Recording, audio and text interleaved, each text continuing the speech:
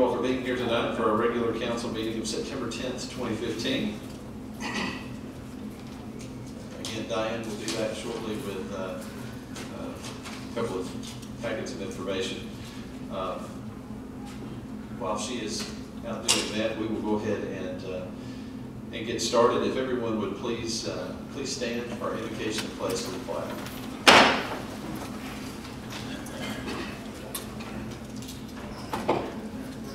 Heavenly Father, we thank you for this day and for all that you've done for us. We thank you for the opportunity to gather here tonight to deal with city business. Lord, we just ask for wisdom, guidance. We ask that you have your hand upon each one here. Help us to have a clear mind, to be able to see things objectively and clearly. Help us to make the decisions that are best for this city and that bring honor and glory to you. These things we pray in Jesus' name. I pledge allegiance to the flag of the United States of America and to the republic for which it stands, one nation, under God, indivisible, with liberty and justice for all.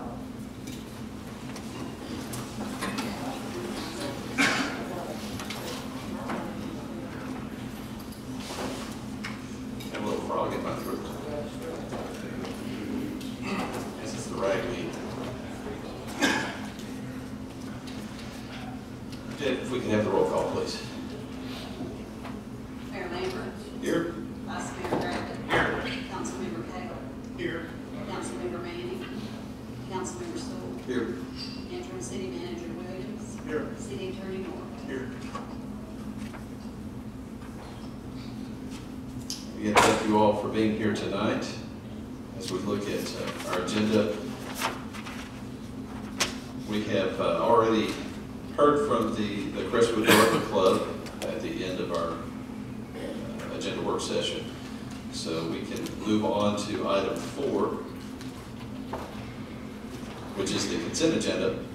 And I trust everyone has had opportunity to review the minutes contained therein, the minutes from the August 27th agenda work session, as well as the August 27th regular council meeting. We will entertain a motion. What motion approved? Second. We have a motion to approve and a second. Roll call, please. Vice Mayor Gravitt. Yes. Councilmember Cagle. Yes. Councilmember Stoll. Yes. Mayor Lambert. Yes. All right, if I could get the sign-in list there.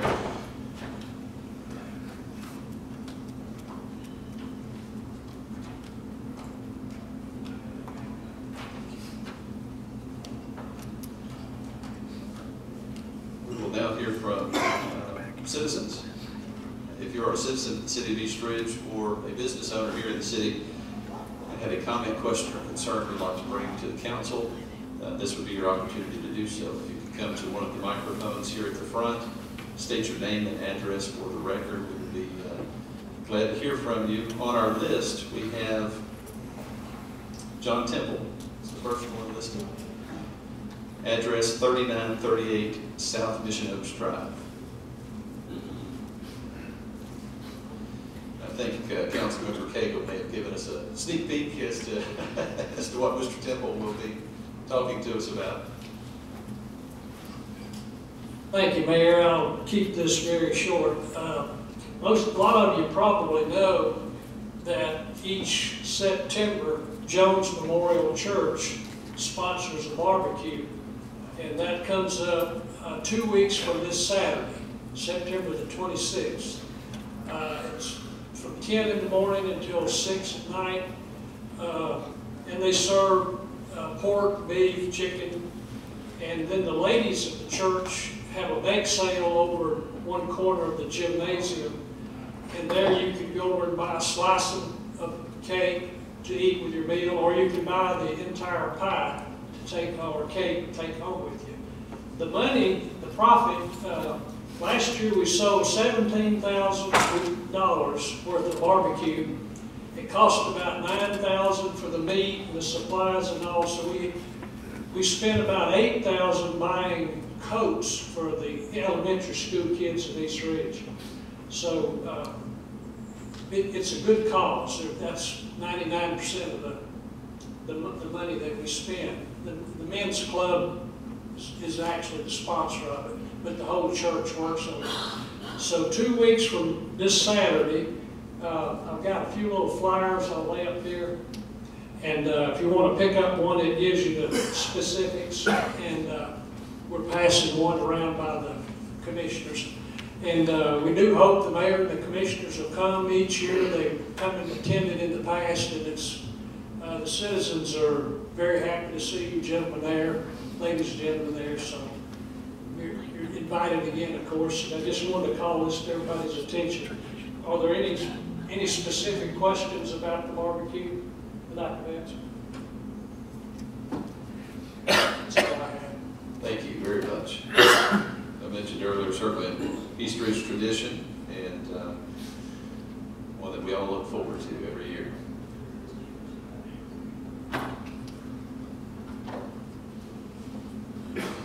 All right. The next person who had signed was Maggie Burns with Crestwood Garden Club. She's already talked to us, so we'll move on to the next person, Tim Witt, 1519 East Ridge Avenue. I've just got a quick question.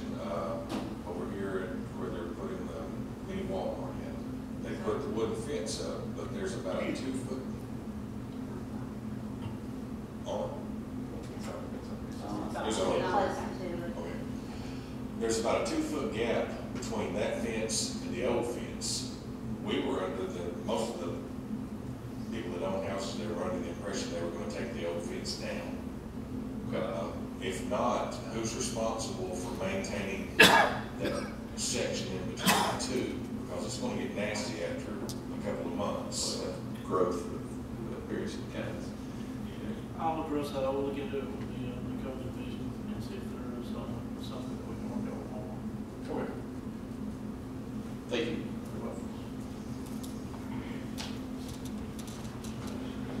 All right. Next one is, I believe, Laura Seneker. Is that right? 725 Germantown Circle.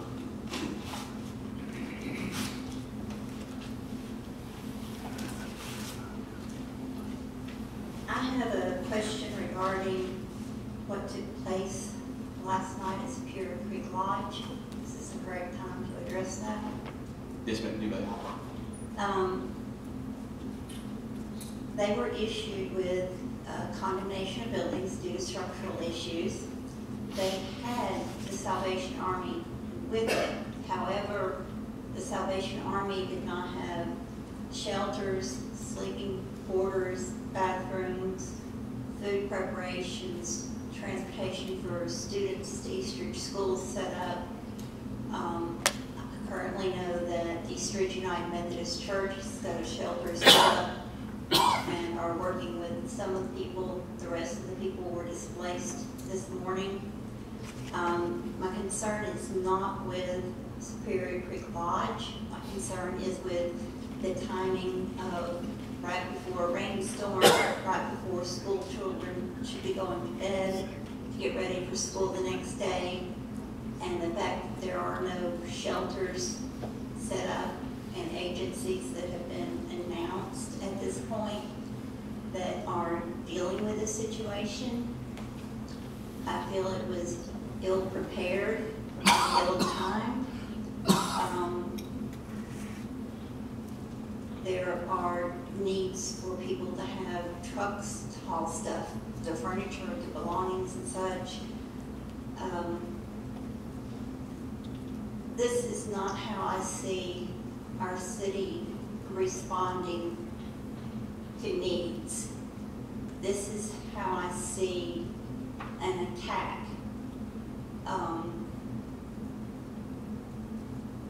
Even if this had been done earlier in the day, on Wednesday, you still have children going to school the next 2 mornings that all of a sudden have no place to stay. A 4-week-old baby slept in a car with their family last night because they had no place to stay. More planning should have gone into this to show that we're not only concerned with the structure, but with the people who are living there under a signed agreement as to their behavior, that they do check for cars that are reported stolen or as being on the lookout for a BOLO, whatever letters you want to use. So far as I know, they're the only hotel that has an agreement as such set up with the city. No of the other hotels, the Waverly, the Crown, Cascades, which have all had recent calls for disturbances and such to their places of business repeatedly, as seen on the Hamilton County 911 site. Is there any explanation as to why more thought wasn't given to what to do with these people once we tell them you can't stay here tonight? And where they're going to go, and what they're going to eat, and where they're supposed to pee and poo, and what they're supposed to wipe their butts with.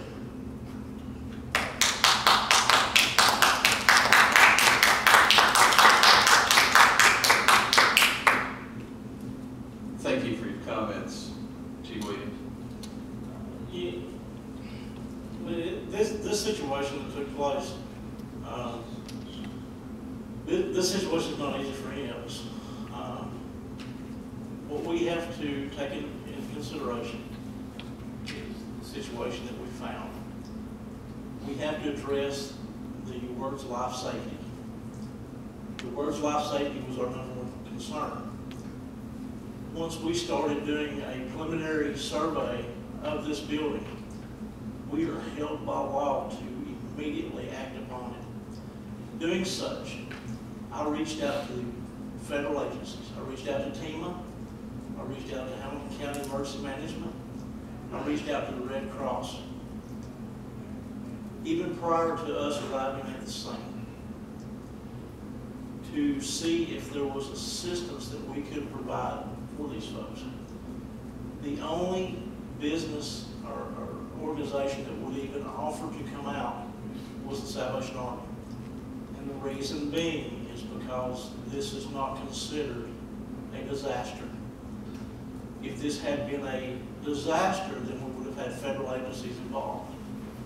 It being a life safety issue with the structure itself and the issues that we found with the building,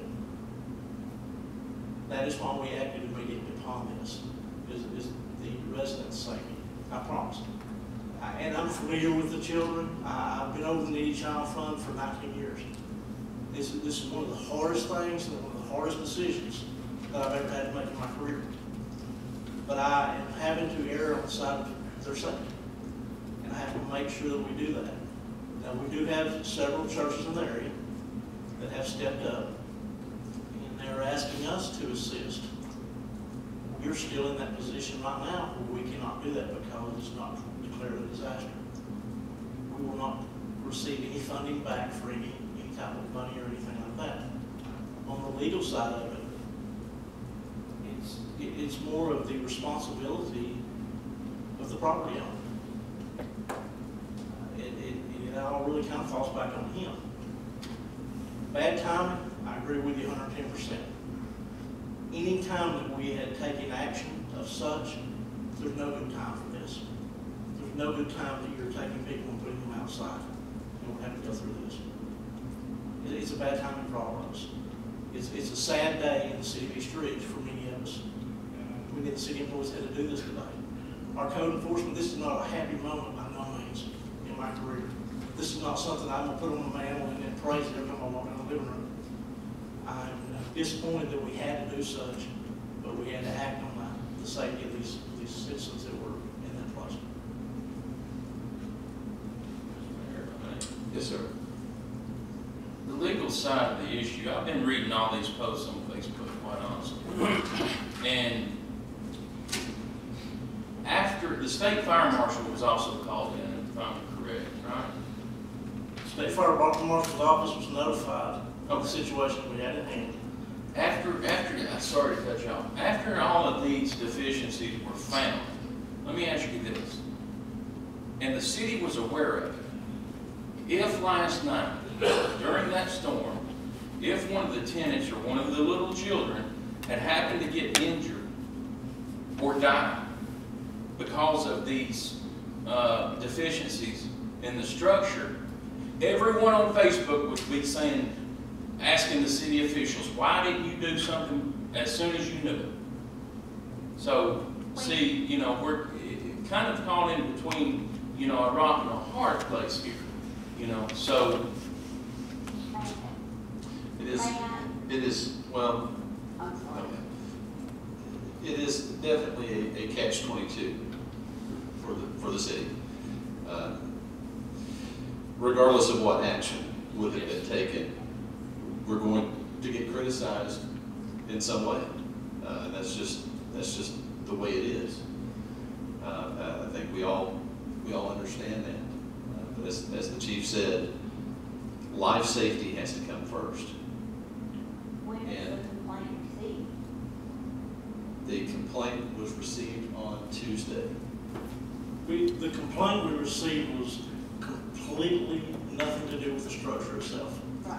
When the fire marshal went down to investigate that complaint, as he was going inside that building, he noticed one structural member that was exposed. It being dark, it was late at night. We were actually here at a workshop when I sent him down. Let's see what we text. And immediately, the next morning, he met with the building inspector, and they went down Tuesday morning and started reviewing. Once we had saw an issue with that building, then we started taking, I'm sorry? You said the complaint was received, you called in the fire marshal to check on Tuesday? The fire marshal was in the area. He's over our code Okay, enforcement. right. So And he went Tuesday night or Monday night? Today is I believe it was- Thursday, it'd be Tuesday night. I believe, right? Okay. Tuesday night, so Kenny went, fire marshal, Custer went down by to investigate that, and, And then Wednesday on morning? his way down, he's seen this exposed, a column, and Okay. thought, hey, there's some structural issues. Let's look at this first thing in the morning with the building inspector, because it's late, it's dark. Done that, and when they come back the next morning, once that had been found and brought to our attention, then we have the right to go further. We start taking covering off that building. We start removing the soffit, removing vinyl siding, and we start discovering that we have major deterioration in this structure. Normally, you wouldn't have seen it. If you had walked by, if you had drove by, looking at this building, you would not have realized it until you took the face off of it. Right. So that was Wednesday afternoon? We started putting everything together. We met with our attorney, and because we knew it was going to be a large issue. You know, it is. We wanted to make sure that we were doing this right. We were acting in the right faith and by law, what we had to do. And the life safety issue was number one. That is number one in what we do. And that's the reason it was, and it is. And it's inconvenience, doggone it, for us, it's inconvenience for them people down there, I promise. And I understand. Nobody wants them people to leave any more than I do, I promise. But we have a job to do, and I think that we've done everything exactly like we should do. So basically, you started Wednesday morning, and it was 6 o'clock, when people were We told started that our to leave. investigation Wednesday morning. It went all day Wednesday. We were very thorough on 2 buildings. It took all day to do those 2 buildings. We give a letter of notice that afternoon to the owner of the property, showing where we were condemning 2 structures and requiring him to bring in a structural engineer. After such, we met that structural engineer this morning. He went around to all the buildings, and he made a determination that none of the buildings would receive his signature, and he was going to sign on. So at that time, we went ahead and condemned 2 more buildings. Thank Let me respond as well briefly. My office was consulted. We looked at this. We discussed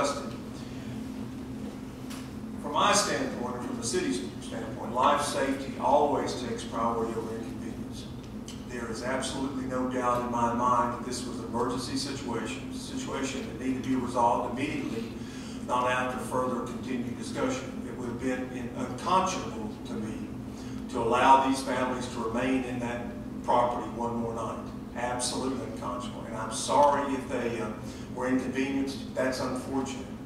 But it would be far more unfortunate to have some tragedy occur because we waited to see whether we could accommodate them or the owner of the property. So again, the right decision was made. It was made promptly. It was made immediately. And it was done by the book.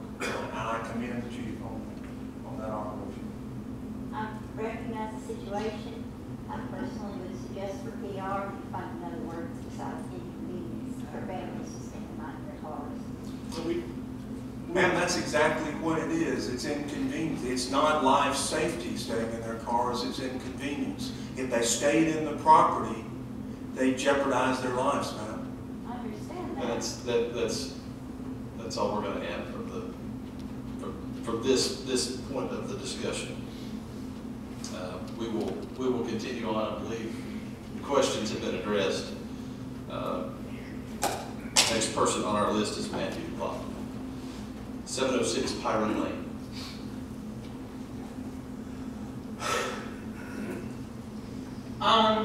I just have a couple of things. First is about the Spirit Creek Lodge.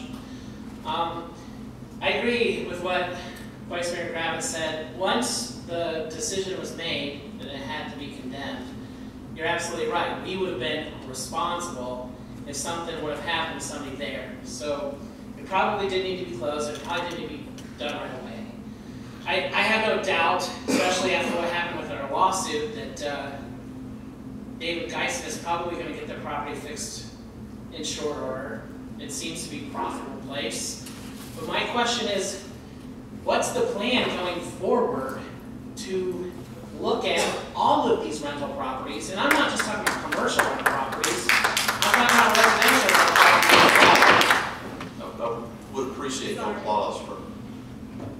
Because, well, thank you. I don't want my time limited. Because, you know, you're wanting to name Ringgold Road, Pioneer Parkway, East Ridge, PR. We just condemned the football stadium last week. You know, how many families are going to want to move into a town that's condemning everything left and right? Finding people with kids and houses that are falling down around them, living in bugs. I mean, we should have some sort of plan in place to look at rental properties in general, because rental properties historically in the city have not been taken care of as well, or foreclosures have not been taken care of as well as homeowner properties. And when we keep having these problems and we keep condemning things, but we've got a whole fleet of trucks broadcasting East Ridge condemned, that's not good. Not good for our city, not good for business. You know, we're trying to change things around with Bass Pro, and it's just not good. So I'd like to see something done to address these issues before they get to this point. Because, you know, if Mr. Geisen was willing to put in a fence and do all that crazy stuff he did to get the lawsuit dismissed, he might have fixed the building before it got to the point where we have every single news truck out there. But granted, I get you can't do it without taking the siding off, and I wasn't aware of that. So that's probably why we weren't aware of this up until now. That's why when that lawsuit happened, we didn't know about any structural problem that probably existed. We weren't aware of it. So that's all I want to say about that. And then the other thing I want to say is, it's been a little over 2 months since Andrew Hyatt left. I think the process to start looking for a city manager needs to happen. No offense at all to Chief Williams, I think you do a great job, but the charter says we have to have a city manager. And I don't think that the city council is able to follow the charter at its will and not follow the charter at its will. I'm well aware of the fact that it doesn't say in there how long we can go without one, but I would make the case that that's because it assumes we're always supposed to have one. That we need to at least be looking. If we're not even, you know, just saying we'll put it off until next month or 3 months down the road, or Chief's got stuff to do, isn't acceptable. You know, the charter says we need a city manager. We should at least be, even if it's slowly putting together our list, we should at least be doing something. I feel like it's a disservice to the citizens and to the taxpayers that the council just completely is unwilling to even consider it, even though it clearly says in the town charter that we're supposed to have a city manager. That's all. Thank you. Thank you.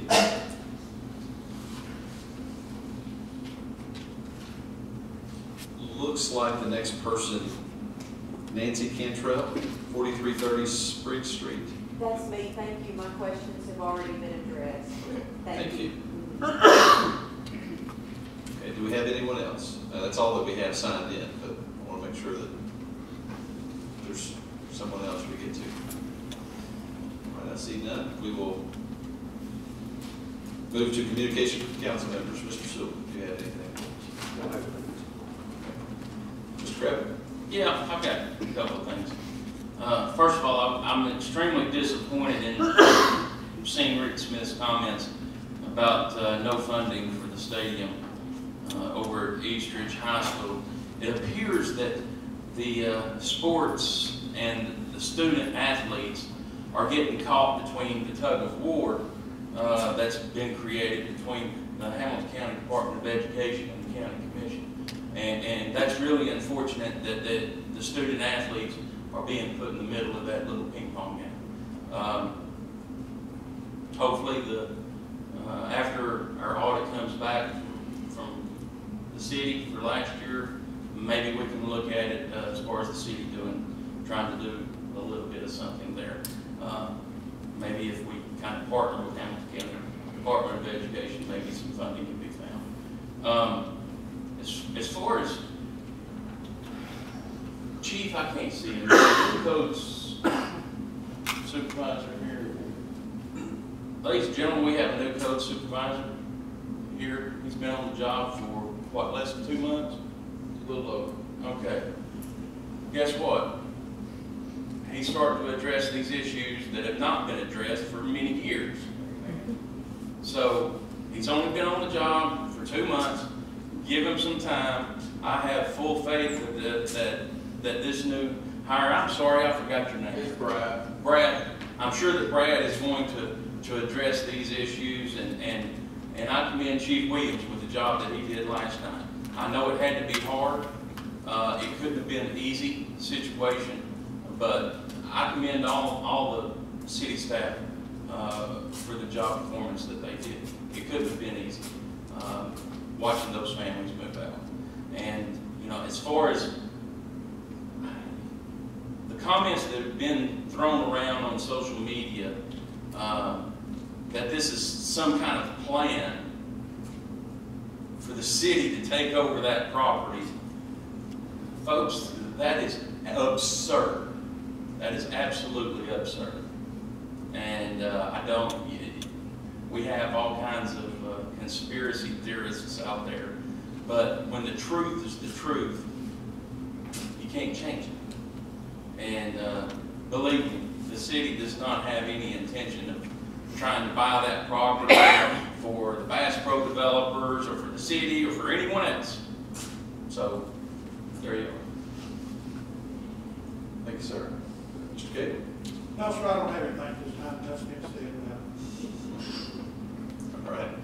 I do want to mention one thing very briefly. I would agree on the situation with the football stadium is really unfortunate. It appears as if, I could be wrong, but it may be that the bleachers, the section of the stadium that has been condemned, the county may not act swiftly in taking that down. I don't know that, but we know they're not, the school system at least has no interest in replacing that structure with anything, whether it be bleachers or whatever. I think I would be willing personally to, for the city to do something to help the situation. I suggested in the newspaper article that Mr. Gravitt referenced, I mentioned the possibility of doing something at Camp Jordan. And the reason I say that, the reason I'm saying any of this, is whatever role the city plays in that, one thing has to happen, and that is a maintenance plan has to be in place for that facility. I think it would be an absolute travesty for the city to invest $100,000, $200,000 in a property that's not touched for the next 20 years.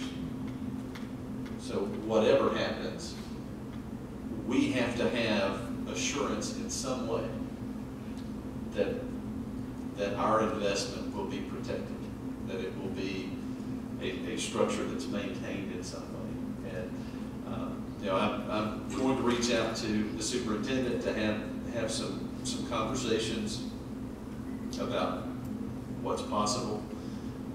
I think, again, if the city becomes involved, we have to have that assurance that it's not going to be a project that we're 20 years from now, we're having the same conversation. So, and that's, I've said my piece on that. So, anyway, I don't have anything else. Chief Williams, do you have anything? I don't have a whole lot. I do want to touch on a few things. I was asked earlier if the two last redemptions were related. I assure you they were not. The first one was probably the hardest one I'd ever had to do. I've got a son that's a senior on the football team this year. So it was very hard for us to be part of that, but we felt we had to do the right thing, as well as we had to do with Spirit Creek Lodge. When I leave here this evening, after this council meeting, I'll go down there like I did last night. I'll stay till after midnight with those folks. And we will be there in support and do anything that we can for them, I promise. It is a terrible situation, but we will give them 100% of what we can give, I promise. That's all I have. Thank you, sir. How do you have anything? All right, this time we will proceed to old business, ordinance number 994, which was tabled last time. An ordinance of the City Council of the City of East Ridge, Tennessee, and ordinance number 989, entitled "An Ordinance to Provide Revenue for the City of East Ridge, Tennessee, for fiscal year July 1st, 2015 to June 30th, 2016, appropriating the same to the payment of expenses of the municipal government, by changing the revenue of the general fund and designating a portion of the fund balance of the State Street Aid Fund, and by changing the expenditures of the general fund, State Street Aid Fund, and Capital Projects Fund, here on second and final reading. Do we need to make a motion to remove the table? We do. I make a motion to move the table since I'm the reason we're being there. I'll say. We have a motion and a second to remove this item from the table. We have a roll call, please. Vice Mayor Griffith. Yes. Councilmember Cagle. Yes. Councilmember Sewell. Yes. Mayor Lambert. Yes. Do we have a motion in regard to the ordinance itself, 994, or questions regarding that? Make a motion to approve. Second. We have a motion and a second to approve ordinance 994. Any other comments, questions, anything? Roll call, please. Vice Mayor Griffith. Yes. Councilmember Cagle. Yes. Councilmember Sewell. Yes. Mayor Lambert. Yes. Moving on to new business, item A, resolution 2507. A resolution of the City Council of the City of East Ridge, Tennessee, awarding a bid for a pole tent for the Needy Child Fund. Motion to approve. Second. We have a motion and a second to approve resolution 2507. And bid that we're referring to, 15120. 15120, Party Time Rentals, doing business as Cleveland Land. That's correct. Okay, so we have a motion and a second. Any questions? Roll call, please. Vice Mayor Griffin. Yes. Councilmember Cagle. Yes. Councilmember Stoll. Yes. Mayor Lambert. Yes. Item B, Resolution 2508. A resolution of the City Council of the City of East Ridge, Tennessee, authorizing the Southeast Tennessee Development District to provide professional grant administrative services for the Tennessee Department of Transportation 2015 Safe Routes to School program. Make a motion approved. I got a question here. Hold on just a second. I'm sorry. We have a motion. I'll We have a second for discussion. Okay. Okay. All right. Which one of these grants are we putting them both together in this one resolution? Okay. Yes. Then, up here in this, East Ridge Elementary thing, it says $204,000 to be spent for sidewalks, signage, and the other $25,000 to be spent on, what? It says non-infraction or infrastructure. Yeah. It's, I've had a chance to talk to some of the folks from TDOT during the application process, and they said the non-infrastructure improvements would be programming, educational programs for the kids, and how to basically use the sidewalks safely, correctly, where to cross, how to cross, all the rest. So there would be that and related programs. Okay, so in Spring Creek, there will be no sidewalks being built, this will all go toward education. It is, Toward sidewalks correct. down Now, that part of why they said 25,000 was okay there, but it would be the non-infrastructures because there's already a sidewalk on one side of the street. And so they prefer to fund areas that don't have an existing sidewalk already rather than put a sidewalk in on the opposite side of where a sidewalk already exists. there. All right, and then in the agreement with the, we're calling the contractor, which is STEDD, okay? Are we gonna be paying him $12,270 out of this grant money? Okay, is this $12,270, this is actually a retainer for them, plus we're gonna have a cost plus up here in item 5?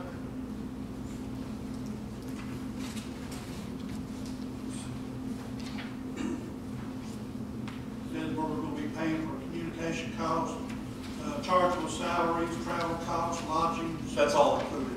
Oh, that's all included in the 12,000, Yeah. okay, Yes. I just want to get that clarified.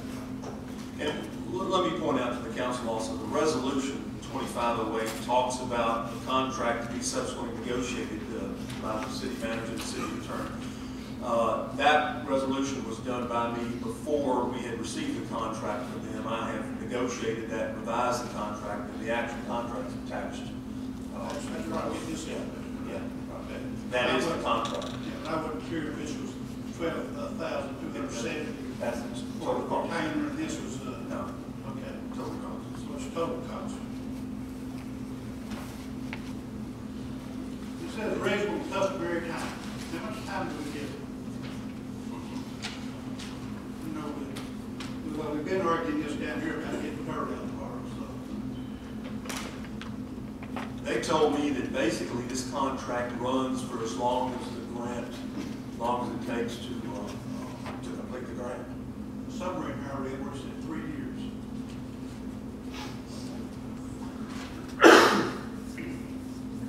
Now, what it is, you're talking about paragraph 7. It says, the document shall be maintained in conforming to generally accepted accounting principles for a period of 3 full years from the date of final payment. I think that's what you're referring to. I didn't understand. 3 years, so. But I didn't understand that the contract completion takes. My question is that if anyone, for those of us that really watch the news and so forth, all the difference in the world can be made, as the Attorney General wrote last week, by a comma. So therefore, I just want to confirm that this TDOT Safe Routes to School program, that this $12,270 is for both programs, correct? It's the entire obligation that we're paying to this Southeast Tennessee Development District for part their assistance on those two grants. Okay. That's the entire amount. Okay, just wanted to And that's the way I confirm. wrote up the resolution and the contract.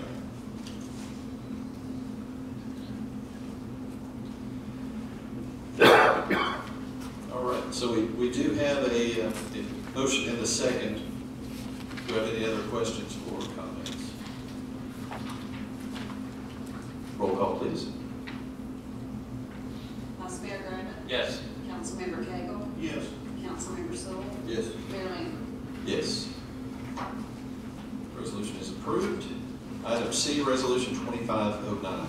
Resolution of the City Council of the City of East Ridge, Tennessee, authorizing the City of East Ridge to apply for and accept the American Society for the Prevention of Cruelty to Animals, ASPCA, Adoption and Ambassadors Grant Program for the fiscal year 2015. Motion to approve. Second. We have a motion and a second. Any questions? Roll call, please. Vice Mayor Griffin. Yes. Councilmember Cagle. Yes. Councilmember Stoll. Yes. Mayor Lambert. Yes. Item D, Resolution 2510. A resolution of the City Council of the City of East Ridge, Tennessee, authorizing the City of East Ridge to apply for and accept the Petco Foundation Grants for Sheltering and Adoption Organizations Grant for fiscal year 2015. Motion to approve. Second. We have a motion and a second to approve. Any questions? Roll call, please. Vice Mayor Griffin. Yes. Councilmember Cagle. Yes. Councilmember Stoll. Yes. Mayor Lambert. Yes. Item E, Resolution 2511. Resolution of the City Council of the City of East Ridge, Tennessee, authorizing the City of East Ridge to apply for and accept the 555 Firefighter Fitness, Inc. Strength is Our Foundation Fitness Equipment Grant Program for fiscal year 2015. Motion to approve. Second. We have a motion and a second to approve. Comments? Roll call, please.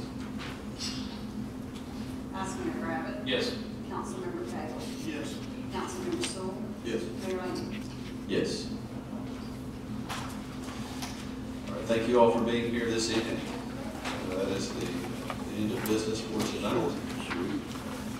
Everyone, be safe.